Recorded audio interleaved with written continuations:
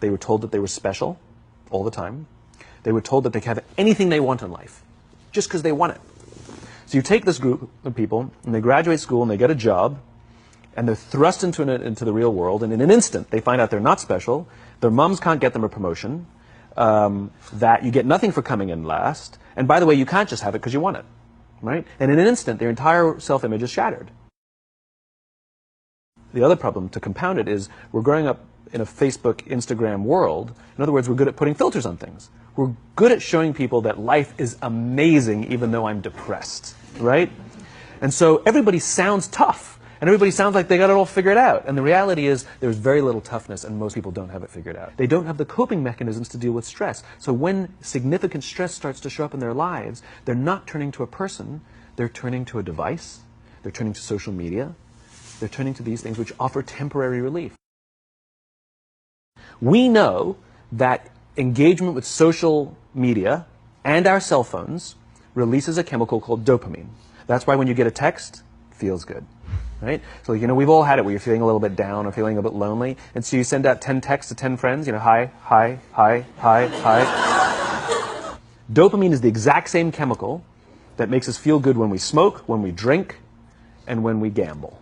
In other words, it's highly, highly addictive, right? We have age restrictions on smoking, gambling, and alcohol, and we have no age restrictions on social media and cell phones, which is the equivalent of opening up the liquor cabinet and saying to our teenagers, hey, by the way, this adolescence thing, if it gets you down. Alcohol is not bad. Too much alcohol is bad. Gambling is fun. Too much gambling is dangerous. Right? There's nothing wrong with social media and cell phones. It's the imbalance.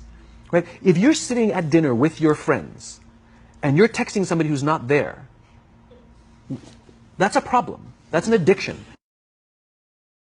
Now you add in the sense of impatience. Right? They've grown up in a world of instant gratification. You want to buy something, you go on Amazon, it arrives the next day. You want to watch a movie? Log on and watch a movie. You don't check movie times. You want to watch a TV show? Binge. You don't even have to wait week to week to week.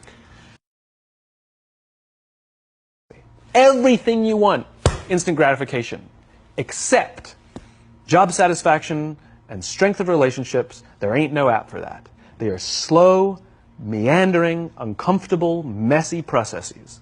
And so I keep meeting these wonderful, fantastic, idealistic, hardworking, smart kids. They've just graduated school. They're in their entry-level job. And I sit down with them and I go, how's it going? They go, I think I'm going to quit. I'm like, why? They're like, I'm not making an impact. I'm like, you've been here 8 months. It's as if they're standing at the foot of a mountain, and they have this abstract concept called impact that they want to have in the world, which is the summit. What they don't see is the mountain. I don't care if you go up the mountain quickly or slowly, but there's still a mountain. And so what this young generation needs to learn is patience.